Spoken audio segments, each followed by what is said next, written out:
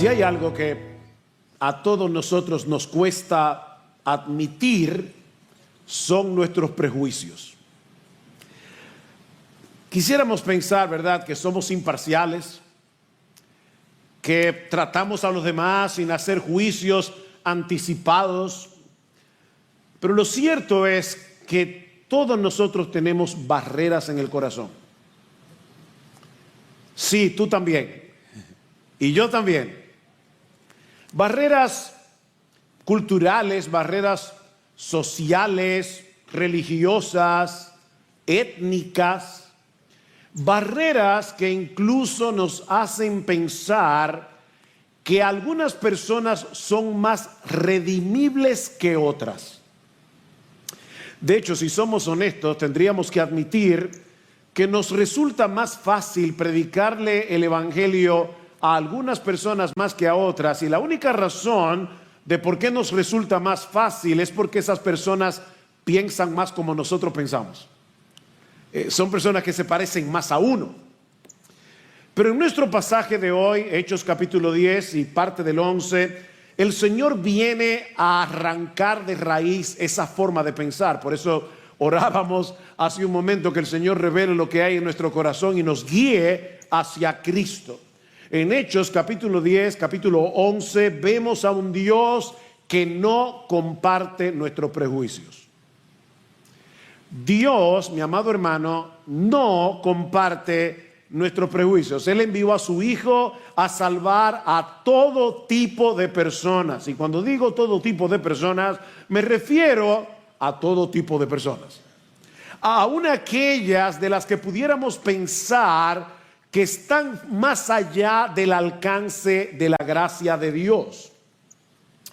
Este pasaje que vamos a estudiar en esta mañana es un punto de inflexión, no solamente en el libro de los Hechos, es un punto de inflexión en la historia de la iglesia, porque hasta este momento el evangelio se había proclamado principalmente a los judíos.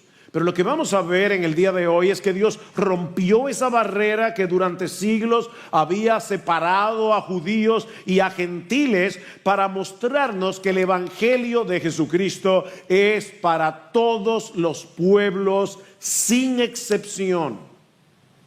Este relato no solo narra la conversión de un centurión llamado Cornelio, un centurión romano, sino que nos muestra, y aquí está la clave del sermón de hoy. Este pasaje nos muestra no solamente que Dios transforma a pecadores en cristianos, no solamente que Dios trabaja con su poder en aquellos que están fuera, sino que Dios también sigue trabajando en los que están adentro. Es decir, en todos aquellos que hemos aceptado el evangelio, pero que todavía no entendemos del todo sus implicaciones. Tengo que repetir eso otra vez. Dios en su evangelio, con su evangelio, trabaja salvando a los que están afuera, pero también cambiando nuestros prejuicios. Dios también tiene que trabajar en ti y en mí, que hemos aceptado el evangelio de Jesucristo, que ya somos salvos, vamos camino al cielo, pero que todavía no entendemos del todo las implicaciones del evangelio. Y ahí hay 4 enseñanzas básicas que nosotros podemos derivar de este pasaje y que espero preparen nuestros corazones para participar de la cena del Señor. La primera es que nadie será salvo por su moralidad, sino únicamente por la fe en Jesucristo. Nadie será salvo por su moralidad, por su decencia, sino por la fe en Jesucristo. Vean Hechos capítulo 10, versículo 1 y 2. Había en Cesarea un hombre llamado Cornelio, centurión de la cohorte llamada la italiana, piadoso y temeroso de Dios con toda su casa, que daba muchas limosnas al pueblo judío, siendo gentil, y oraba a Dios continuamente. Hay mucho aquí. Un centurión era un oficial del ejército romano que comandaba aproximadamente a 100 soldados. Eran hombres escogidos por su valentía, por su capacidad de liderazgo. eran considerados la columna vertebral del ejército romano. Sería lo que sería en el día de hoy un capitán del ejército. Eso era Cornelio. Y en el caso de Cornelio, también se nos dice que pertenecía a la cohorte llamada la italiana. Y tenemos que entender que esa cohorte representaba una de las clases más elitistas del ejército de Roma. Sin embargo, no deja de ser interesante que lo que Lucas resalta en su descripción de Cornelio no es su rango militar, es su condición espiritual. Cornelio era un hombre piadoso, era un hombre temeroso de Dios. Ahora tenemos que entender que esta etiqueta, un hombre piadoso y temeroso de Dios, se usaba en el primer siglo para referirse a gentiles. Y para aquellos que están aquí, que nos visitan tal vez por primera vez en el día de hoy, un gentil es todo aquel que no es judío. Eso es básicamente, el mundo se dividía en judíos y gentiles, el resto de las naciones. Así que un piadoso y temeroso de Dios dentro del mundo gentil era un hombre que, sin haberse convertido formalmente al judaísmo, reconocían a Jehová como el único Dios vivo y verdadero. Estas personas asistían a las sinagogas, practicaban las oraciones que practicaban los judíos, daban limosnas. Pero un dato interesante, no eran considerados completamente como prosélitos porque no se habían sometido al rito de la circuncisión y porque no habían adoptado plenamente todas las prescripciones de la ley mosaica, sobre todo en lo referente a las comidas, en las leyes alimentarias. De manera que Cornelio era un hombre que tenía muchas cosas a su favor. No era un pagano que adoraba a otros dioses, era un hombre respetuoso del Dios de Israel. Al mismo tiempo era generoso. Notaron, dice Lucas, que él daba muchas limosnas. No era tacaño, él daba muchas limosnas al pueblo judío. Y por si todo eso fuera poco, Cornelio oraba continuamente. Y ¿saben qué? A pesar de todo eso, él no era salvo. A pesar de todo eso, Cornelio iba camino al infierno. Como veremos en un momento, cuando Pedro llega a casa de Cornelio, no le dice, wow, todos ustedes son tan buena gente, todos ustedes están tan bien que no necesitan el evangelio. No. Lo que hace Pedro es enfatizar la fe en Jesús como el único medio para ser perdonados y adoptados. Lo veremos en el versículo 43. De hecho, si leyeron o con atención el texto que Marcos leyó al principio en Hechos capítulo 11, cuando Pedro tiene que contarle a los judíos cristianos en Jerusalén lo que había sucedido en casa de Cornelio, noten lo que dice en el capítulo 11 otra vez, los versículos 13 y 14. Dice, y él nos contó, es decir, Cornelio, cómo había visto al ángel de pie en su casa, el cual le dijo, envía a Jope y haz traer a Simón, que también se llama Pedro, quien te dirá palabras por las cuales serás salvo tú y toda tu casa. Mis hermanos, Cornelio no era salvo. Mi amigo, déjame decirte esto tranquilamente, quiero que lo abraces en tu corazón. Puede que tú seas una persona muy religiosa, incluso es posible que dentro de ti tengas cierto temor de Dios, que ores regularmente, que hagas buenas obras. Pero óyeme, mi amigo, si tú piensas que tú vas al cielo porque haces todo eso, es porque no has entendido el evangelio. Tú no has entendido el evangelio. Solo hay una puerta de entrada a la vida eterna, una sola puerta, y es venir a Cristo en arrepentimiento y fe, reconociendo, escúchame, mi amigo, reconociendo que tú no tienes mérito alguno para alcanzar el favor de Dios. La Escritura dice claramente, por gracia sois salvos por medio de la fe, y esto no de vosotros, es un regalo de Dios y no es por obras para que nadie se gloríe. Mi amigo, tienes que arrepentirte de todos tus pecados, incluyendo el hecho de confiar en tu moral, el hecho de confiar en tu decencia, el hecho de confiar en tus buenas obras para llegar al cielo. Hasta de eso tienes que arrepentirte. Dice en Isaías capítulo 64 versículo 6 que todas nuestras obras de justicia son como un trapo de inmundicia delante de un Dios 3 veces santo. Trapo de inmundicia. Y Pablo dice en Romanos capítulo 3 versículo 10 que en el mundo entero no hay justo ni aún uno, no hay quien busque a Dios, no hay quien haga lo bueno, no hay ni siquiera uno, y tú no eres la excepción. De paso, miembros de IBCJ, esa es la razón por la que debemos seguir evangelizando y enviando misioneros al mundo. Tenemos que seguir evangelizando. No tenemos más opción que seguir proclamando el evangelio. Y la razón es porque nadie, absolutamente nadie, será salvo a menos que deje de confiar en su propia justicia, en su religiosidad, y confíe únicamente en Cristo. Dice Pedro en Hechos 4:12, en ningún otro hay salvación, en ningún otro hay salvación. No hay salvación en Mahoma, no hay salvación en ninguno de los dioses hindúes. No, por más sinceros que sean los adoradores de otra religión en el mundo entero, nadie se va a salvar si no es por medio de Jesucristo. En ningún otro hay salvación, porque no hay otro nombre bajo el cielo dado a los hombres en el cual podamos ser salvos, únicamente en el nombre de Jesús. Pero ¿sabes qué, mi amado hermano? Nadie va a confiar en Cristo a menos que se le predique el evangelio. ¿Cómo irán sin haber quien les predique? Pero este relato nos enseña también, y esto es una nota muy alentadora, que Dios prepara los corazones de los suyos antes de que tú llegues a predicarle. Este pasaje también nos enseña que Dios se encarga de ir preparando los corazones de los suyos, de lo que Él quiere alcanzar con el mensaje del evangelio, antes de que tú llegues a predicarles. Vean el versículo 3. Como a la hora novena del día, que era la hora en la que oraban los judíos, vio claramente Cornelio en una visión a un ángel de Dios que entraba a donde él estaba y le decía: Cornelio.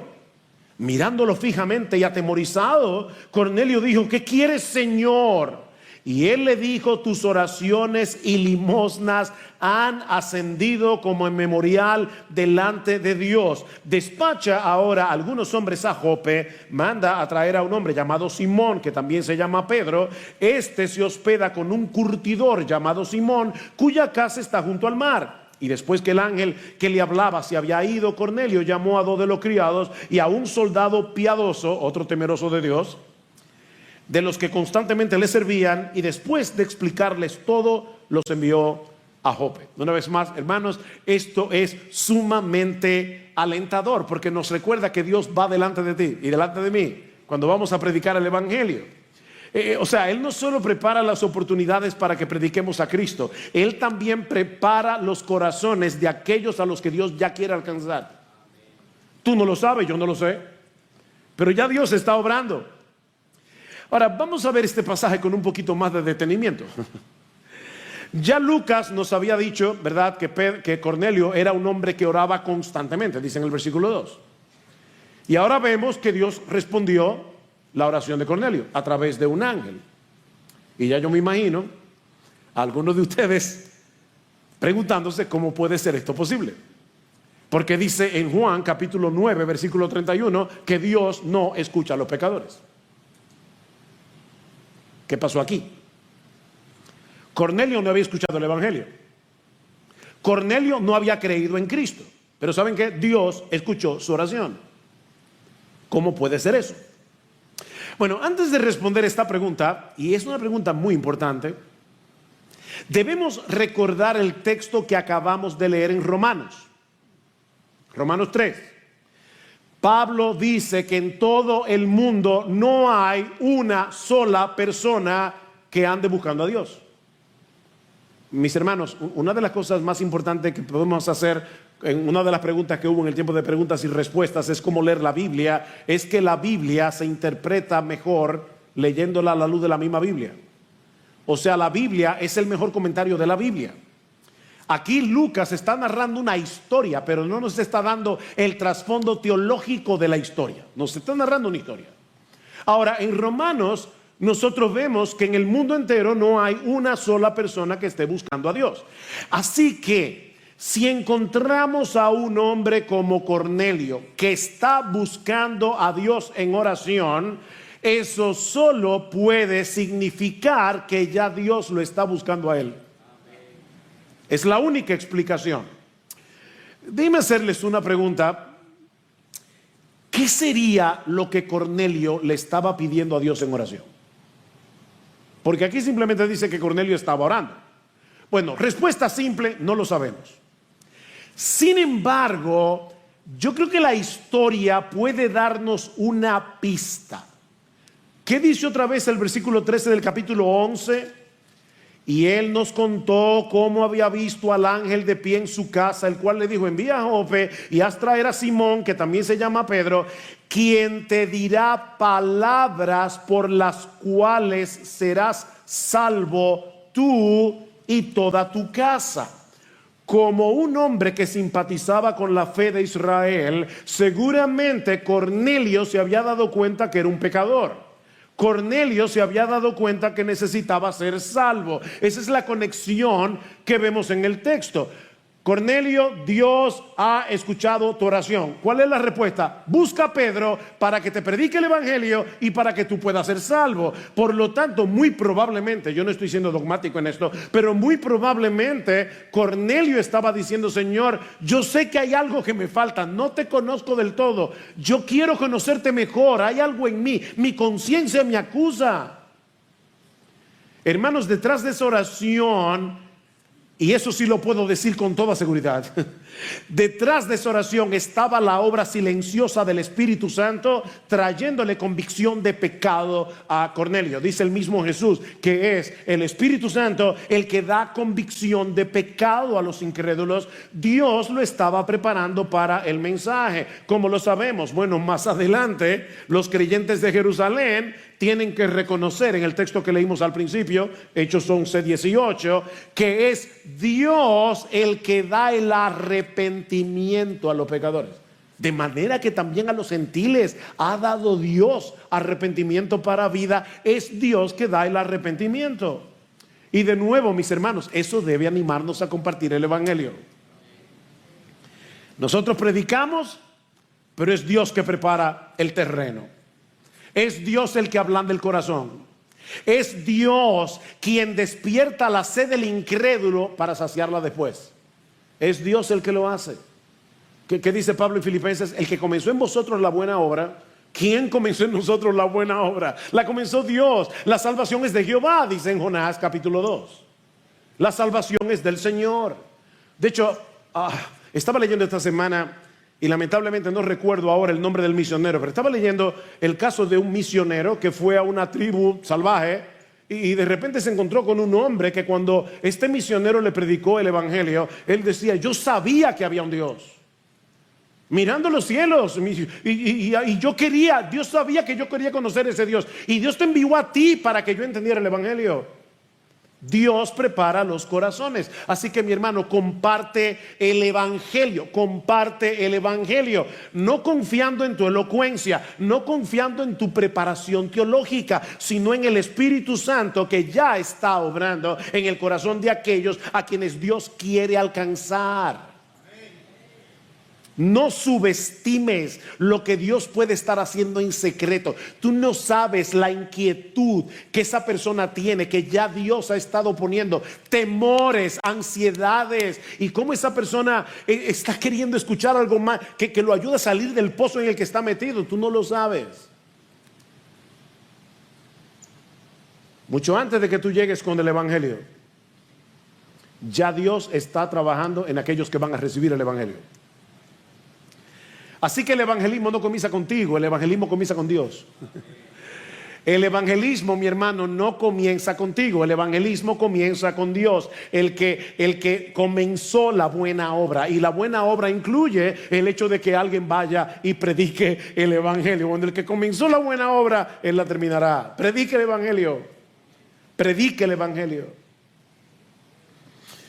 Pero este pasaje nos enseña también, en tercer lugar, que el evangelio que salva a los pecadores también destruye nuestros prejuicios. El evangelio que salva a los pecadores también destruye nuestros prejuicios. Mientras Dios estaba trabajando con Cornelio, estaba trabajando también en Pedro. Vean el versículo 9. Al día siguiente, mientras ellos iban por el camino y se acercaban a la ciudad, Pedro subió a la azotea a orar como a la hora sexta. Déjeme decir algo aquí cultural. En el Medio Oriente, las azoteas se preparaban como terrazas y habían escaleras que las personas podían subir y tenían toldos para que pudieran estar allí si querían estar a solas. Así que era muy común que la gente subiera a la azotea. Y dice ahora, mientras se acercaba al mediodía, Pedro subió a la hora sexta del mediodía a orar. Pero tuvo hambre y deseaba comer. Pero mientras le preparaban algo de comer, le sobrevino un éxtasis y vio el cielo abierto y un objeto semejante a un gran lienzo que descendía bajando a la tierra por los cuatro puntas. Y había en él toda clase de cuadrúpedos y reptiles de la tierra y aves del cielo. Y oyó una voz: levántate, Pedro, mata y come. Y muy probablemente Pedro identificó hasta el sonido de esa voz, le era familiar. Mas Pedro dijo: de ninguna manera, Señor, porque yo jamás he comido nada impuro o inmundo. De nuevo, por segunda vez, llegó a él una voz: lo que Dios ha limpiado, no lo llames tú común. Y esto sucedió 3 veces e inmediatamente el lienzo fue recogido al cielo. Pedro está orando en la azotea, ya es cerca del mediodía, le da hambre, le están preparando algo de comer, pero de repente Dios le presenta otro menú. Pedro no sabe lo que le están preparando de comida, pero ahora Dios viene, le baja un lienzo del cielo con un montón de animales que los judíos no podían comer. La ley de Moisés contenía ciertas leyes dietéticas que regulaban lo que un judío podía comer y lo que estaba prohibido para un judío. Lo que ellos le llaman comida kosher es lo que ellos pueden comer. Estas leyes no eran caprichosas. Y ojo, no tenían que ver meramente con la salud. No eran leyes caprichosas, no tenían que ver meramente con la salud. Estas leyes tenían un propósito teológico, y esto es muy importante porque en el día de hoy hay muchas sectas que quieren mantener las leyes dietéticas del Antiguo Testamento, y aún lamentablemente evangélicos en iglesias en las cuales el judaísmo está penetrando fuertemente. Así que esto es muy relevante para nosotros en el día de hoy.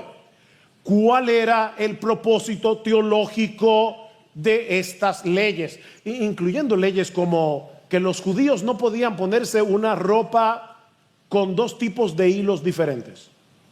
Así que si tú quieres seguir las leyes del Antiguo Testamento, tú no puedes usar algodón y poliéster, porque si vas a coger una, tienes que coger la otra. Pero todas esas leyes fueron abrogadas, como veremos en un momento. ¿Cuál era, repito, el propósito teológico de estas leyes? Mostrar que el pueblo de Israel era distinto a todas las naciones de la tierra.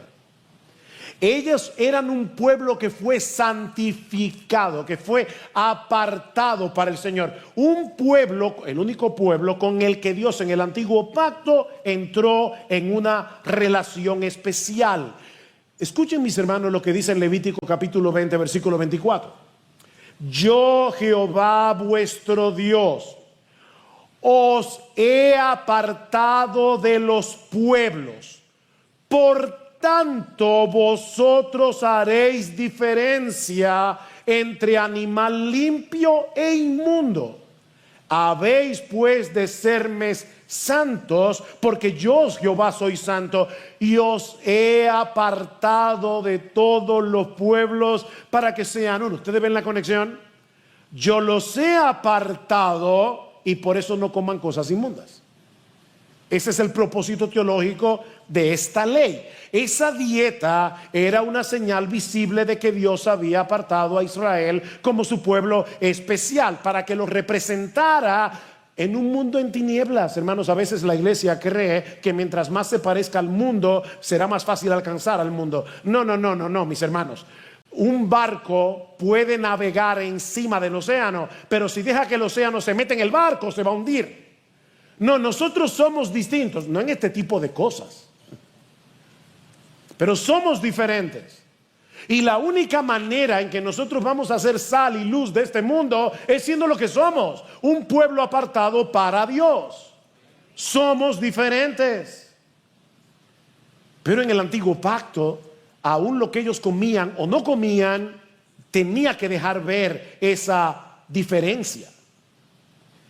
Lamentablemente, con el tiempo, los israelitas olvidaron la misión que Dios les dio.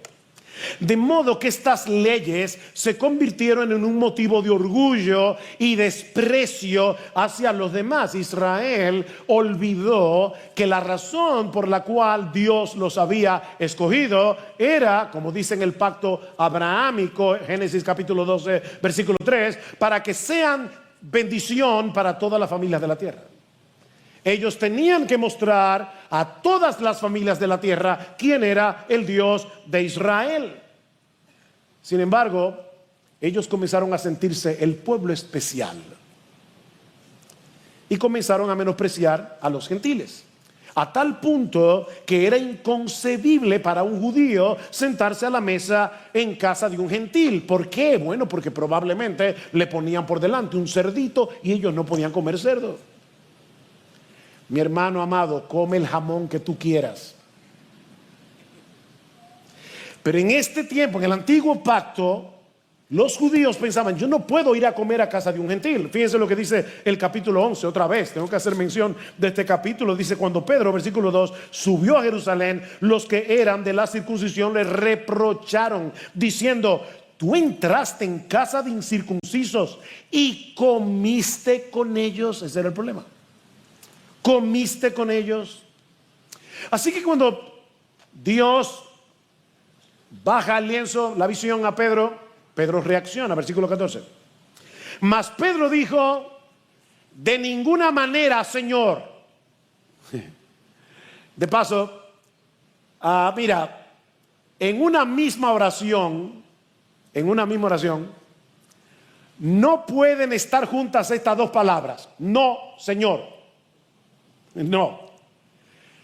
Lo que Dios te dice que hagas es lo que tú tienes que hacer. A Dios, si es el Señor, no se le dice que no. Me encantó leer en estos días, estoy leyendo la biografía de Elizabeth Elliot, y ella menciona mucho a Amy Carmichael. Dice que esa misionera en la India, dice que Amy Carmichael talló en la pared de su habitación, sí, Señor, lo que tú quieras, lo que tú me mandes, tu providencia, lo que tú me envíes a mi vida, sí, Señor. Donde tú quieres que yo vaya, sí, Señor. Lo que tú quieres que yo haga, sí, Señor. Es el Señor. Al Señor no se le dice que no. Y uno a veces se puede estar preguntando, pero ¿qué estaría en la mente de Pedro? Yo no sé si él pensó, ¿será que Dios está probando mi ortodoxia? Y yo no lo sé. Pero dice, de ninguna manera. Mira, era tal el problema de Pedro con esta comida que Dios se lo tuvo que decir 3 veces. ¿Lo vieron en el texto? 3 veces bajó el lienzo. Pedro, óyeme, este es el menú. Hasta que Pedro entendió que la visión no se trataba simplemente de comida. Estas leyes alimentarias fueron abrogadas porque ya en Cristo habían cumplido su cometido de diferenciar al pueblo de Dios. Ahora, mis hermanos, en el nuevo pacto, el pueblo de Dios está compuesto de todo aquel que cree en Jesús. No importa su nacionalidad. No hay que hacerse judío para ser salvo. No hay que someterse a las leyes dietéticas del Antiguo Testamento.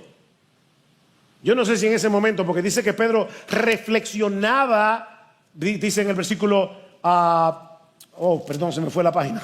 Versículo 19 dice: mientras Pedro meditaba sobre la visión, y la idea, la palabra griega que se usa allí, da la idea de alguien que está pensando profundamente en algo. Y yo me pregunto si en ese momento Pedro recordó lo que pasó en Marcos capítulo 7 versículo 19, cuando Cristo le dijo a los fariseos: lo que contamina al hombre no es lo que le entra por la boca, es lo que le sale del corazón. Y hay una nota editorial que pone Marcos allí, dice: esto dijo haciendo limpio todos los alimentos.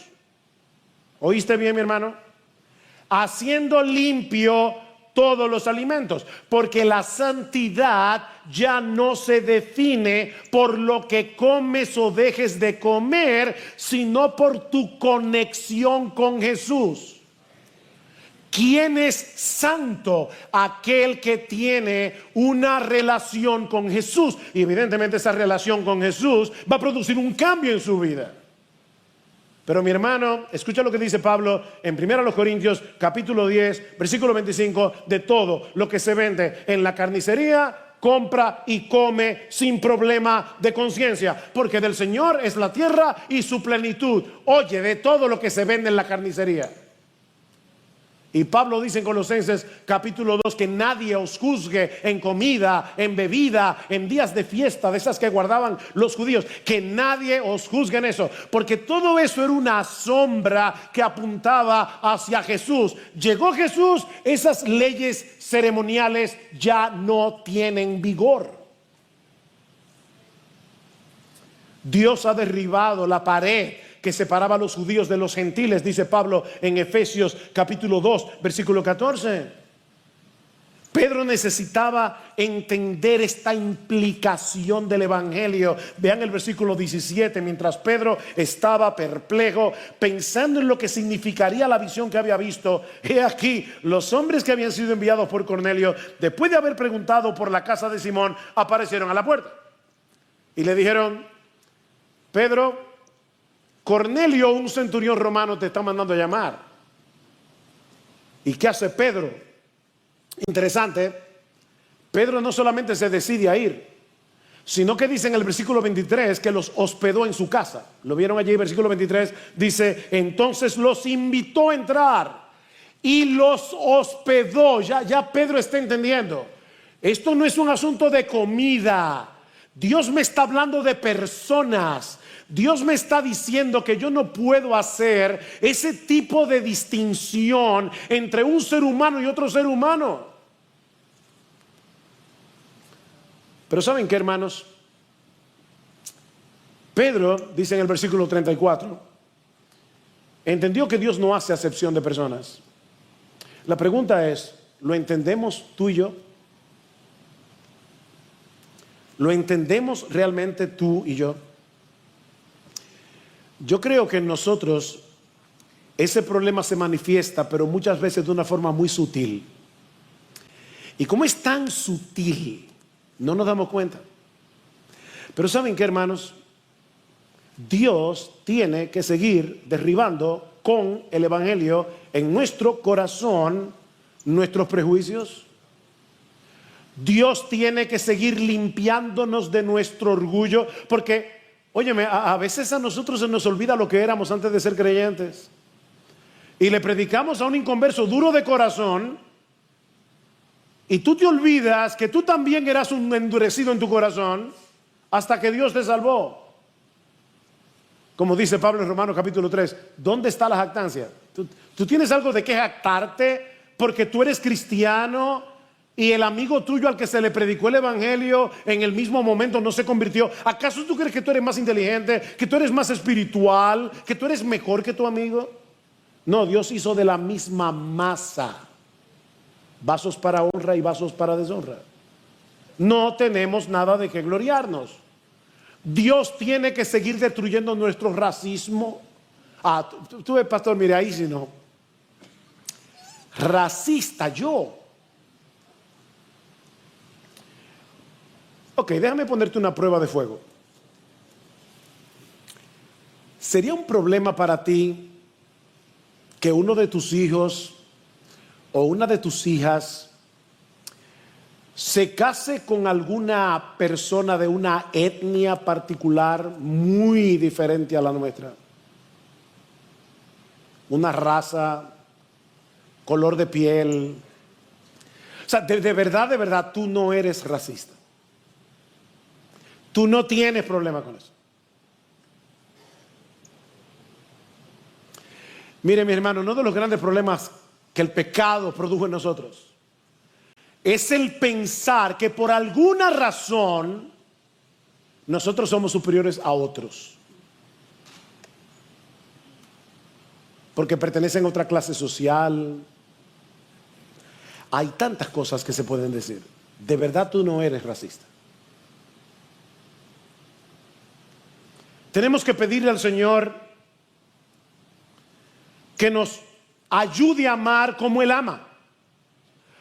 Porque Dios ama a los que no son amables. Y no me refiero a personas gentiles, me refiero a personas que tú metes en la categoría de no son dignos de ser amados. Bueno, Dios ama precisamente a las personas que están en esa categoría. No éramos amables, no éramos dignos del amor de Dios, ni tú ni yo. Y Dios nos amó. Tenemos que pedirle al Señor: Señor, por favor, como dice uno de nuestros himnos, hazme ver al mundo como Cristo lo ve. Hazme ver al mundo con tus ojos, Señor. Hazme ver al mundo como tú lo ves. Hazme sentir en mi corazón como tú lo sientes. Dios no hace acepción de personas. Y nosotros no debemos hacerla tampoco.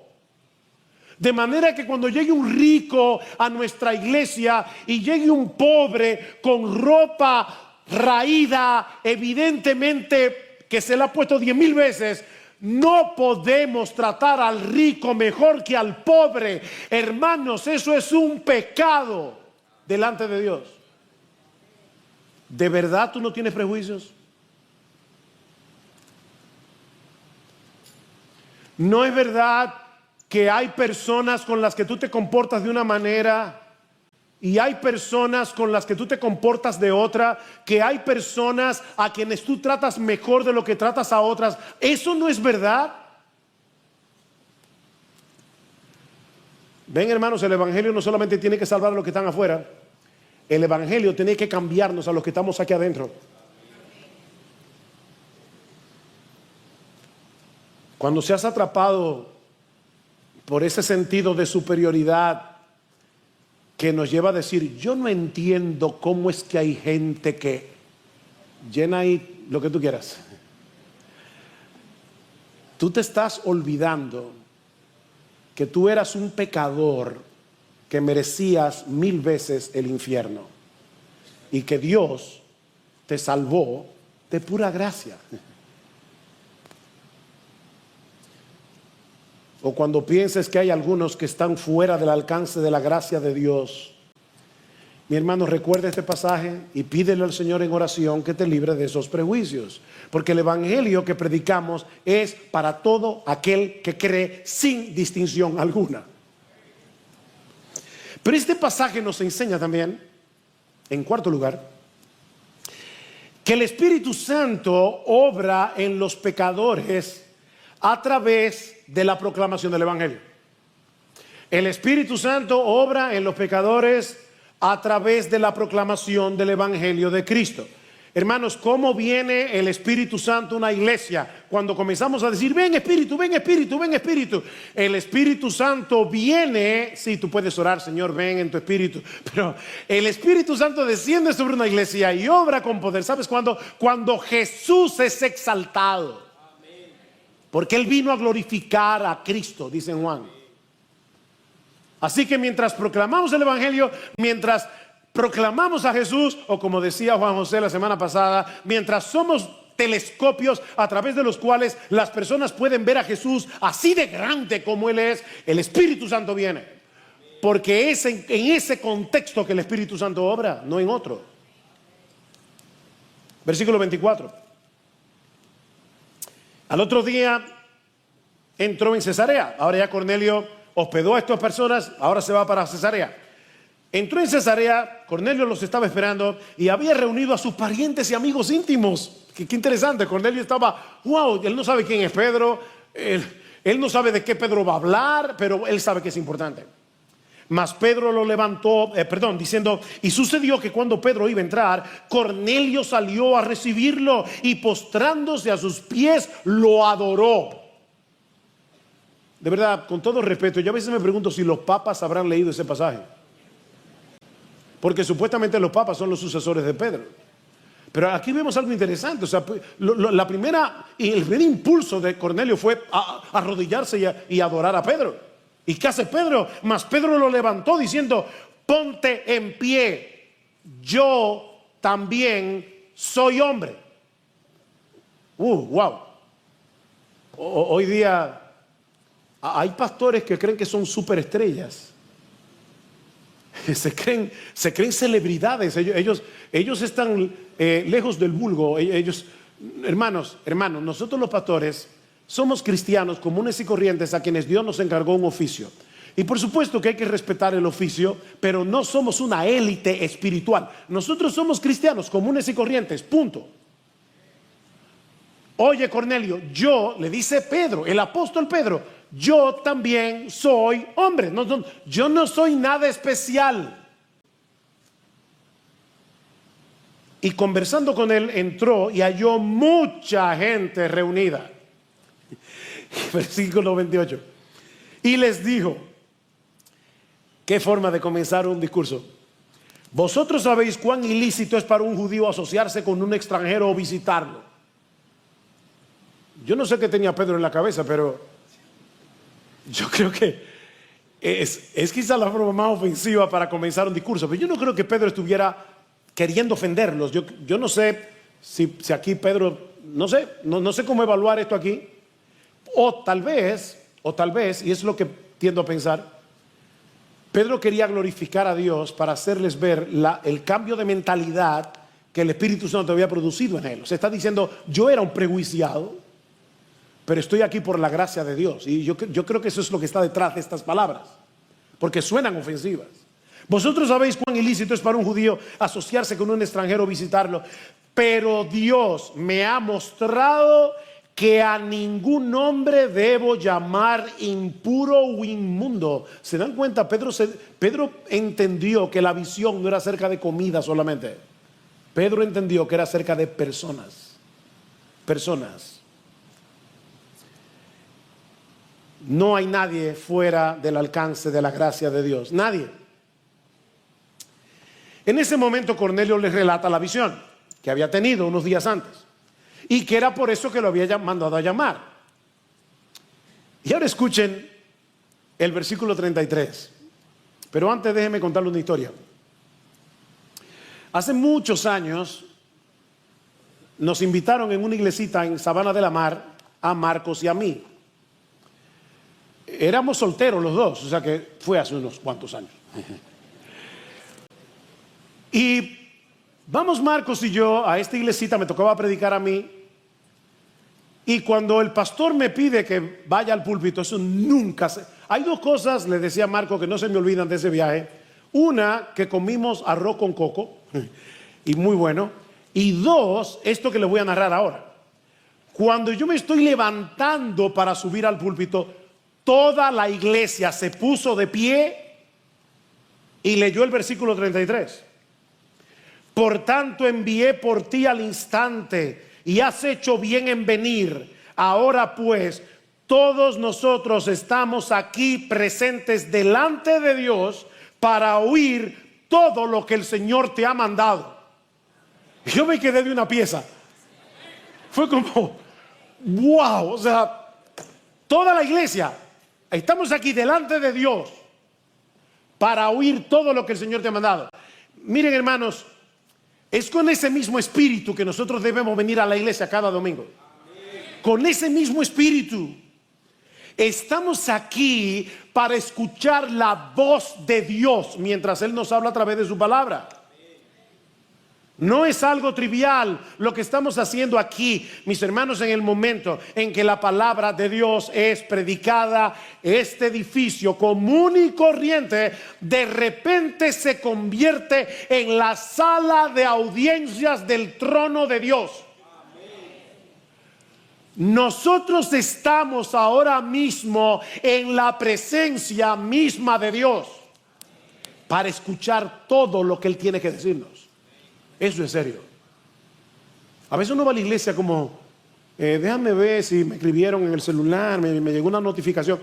Hermanos, tú vas a estar delante de Dios viendo tu celular.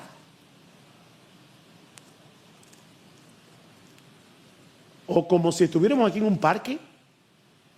No, esto no es un parque. Este edificio no tiene nada de especial. Este edificio es un edificio de cemento, de varillas. No tiene nada de especial. Pero cuando el pueblo de Dios se congrega en el día del Señor para escuchar la palabra del Señor, el Señor viene como ha prometido y convierte este lugar común y corriente en la sala de audiencia del trono de la gracia de Dios.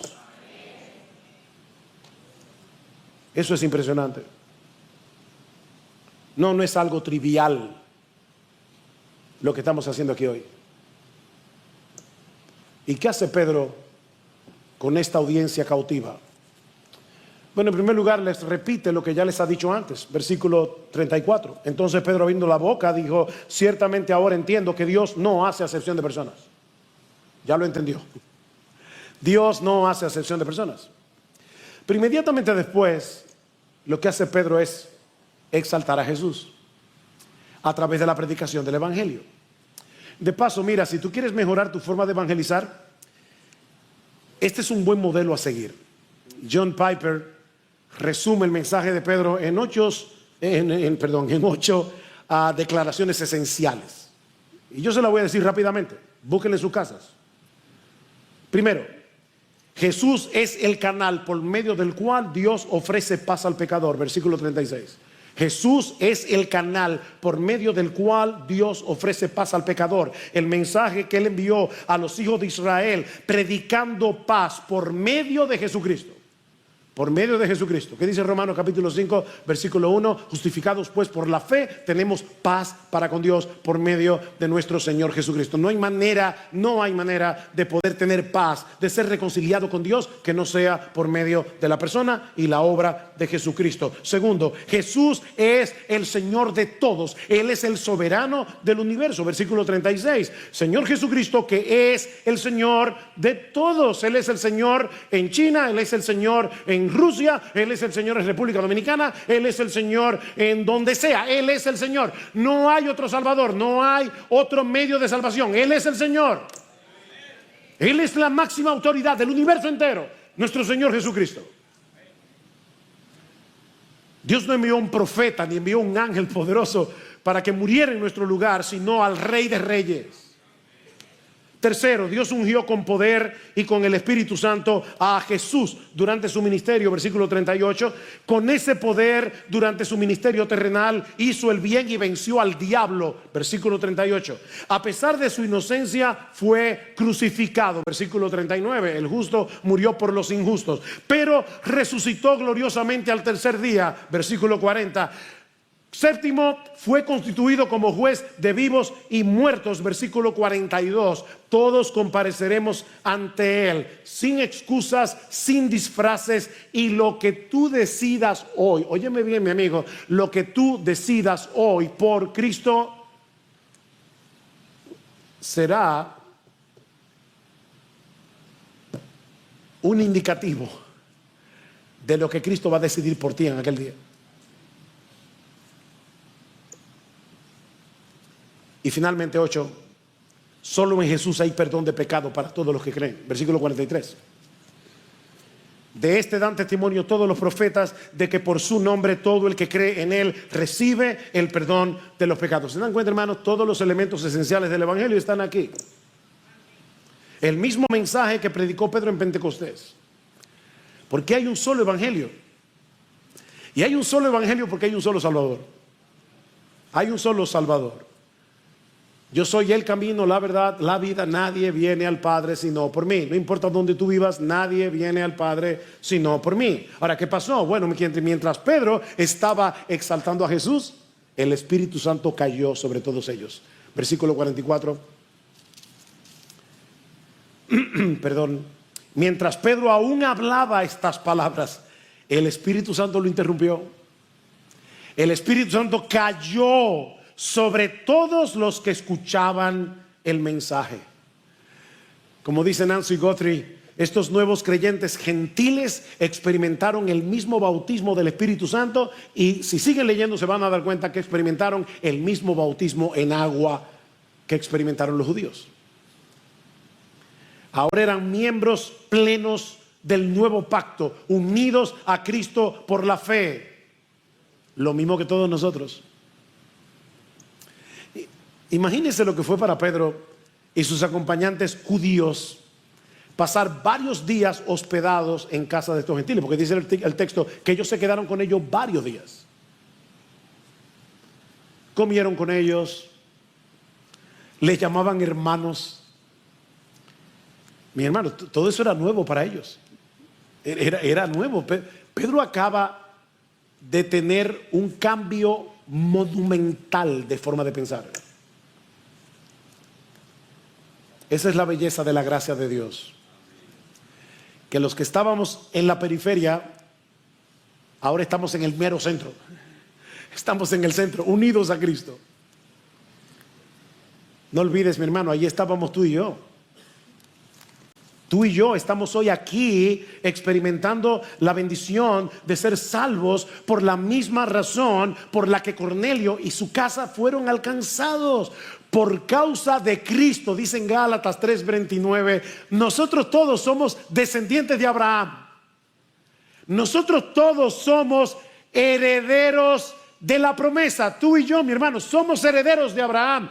Y eso significa que somos coherederos con Jesucristo. Tú y yo estábamos fuera del pacto, éramos gentiles, sin esperanza, sin Dios en el mundo, hasta que Cristo nos alcanzó con su gracia. Eso es lo que vamos a conmemorar en el día de hoy. Pero hay algo más que aprendemos de este relato, y le prometo que será súper breve antes de participar de la cena. Y es que la iglesia, quinto, debe celebrar cuando el evangelio se expande por la gracia de Dios. La iglesia debe celebrar cuando el evangelio se expande. Ya ustedes vieron cómo reaccionaron los judíos en Jerusalén, reprochando a Pedro. Su problema no era teológico, era cultural. Ellos no entendían esto, pero Pedro les relata lo que pasó en casa de Cornelio. Y hermanos, ¿cómo reaccionaron estos judíos que antes de la llegada de Pedro tenían los mismos prejuicios? ¿Cómo reaccionaron? Versículo 18. Y al oír esto se calmaron y glorificaron a Dios, diciendo: así que también a los gentiles ha concedido Dios el arrepentimiento que conduce a la vida. Es como, wow. Celebraron eso. Estos judíos aprendieron algo nuevo ese día: que Dios no está limitado por nuestros prejuicios. Dios está haciendo algo más amplio de lo que imaginamos. O, para usar una palabra de moda, y espero no molestar a algunos aquí, pero mis hermanos, el evangelio es más escandalosamente inclusivo de lo que podemos imaginar. ¿Tú quieres hablar de inclusión? Esto es verdadera inclusión. Cuando Jesús toma a un pecador, lo transforma, lo trae a él en arrepentimiento y fe, y de repente toda la cosmovisión de ese individuo cambia por el poder del Espíritu Santo, y no importa la vida de pecado que haya tenido antes. Eso es verdadera inclusión. Así que nosotros, los evangélicos, los cristianos evangélicos, somos la gente más inclusiva del mundo. Y déjeme decirle que ese arrepentimiento no es un evento aislado, es un proceso continuo en la vida cristiana. Mira, mi hermano, déjame decirte algo. Yo sé que cuando tú te convertiste, tú sabías que eras pecador, pero sabes que Dios en su bondad no te mostró de un tirón todo lo pecador que tú eras, porque te habría aplastado. Si Dios dejara que nosotros tuviéramos una visión de la basura que hay en nuestro corazón por el pecado remanente, nos aplastaría. Entonces, ¿qué hace Dios? Bueno, que por medio de su palabra el Espíritu sigue mostrándonos nuestro corazón para que sigamos viviendo en arrepentimiento y en dependencia de su gracia. Y esa gracia, mis hermanos, debe hacernos humildes. Como bien ha dicho alguien, esa gracia debe llevarnos a exclamar en oración. ¿Quieres una buena oración ahora que vas a participar de la cena? Señor, yo soy el inmundo. Muéstrame la realidad de mi corazón en cuanto a las personas que menosprecio o evito. Límpiame de toda actitud y reacción inadecuada hacia los que no piensan o viven como yo. Líbrame del orgullo y del exclusivismo. Líbrame de ser un racista. Recuérdame, Señor, que el Evangelio nos iguala a todos, porque todos somos pecadores y todos somos igualmente salvados por Cristo. Ayúdame, Señor, que la generosidad de tu gracia hacia mí me haga generoso para compartir esa misma gracia con otros. Hazme un evangelista, Señor. Eso es lo que celebramos ahora en la cena del Señor. Venimos a dar gracia por esa gracia que sorprendentemente nos alcanzó a ti y a mí. Y aún venimos a celebrar la obra de esa misma gracia con los demás, porque este no es un memorial individualista, este es un memorial, esto es una mesa comunitaria, es una expresión visible de que Dios ha unido a su pueblo en Cristo. Mi hermano, ¿cuándo fue la última vez que tú diste gracia por la salvación de tus hermanos? Mira a tu alrededor. Hoy es un buen momento para hacerlo. Mira a todos esos hermanos y hermanas con los que tú vas a compartir la gloria por los siglos de los siglos, y hoy celebremos juntos esa gracia sublime que nos alcanzó.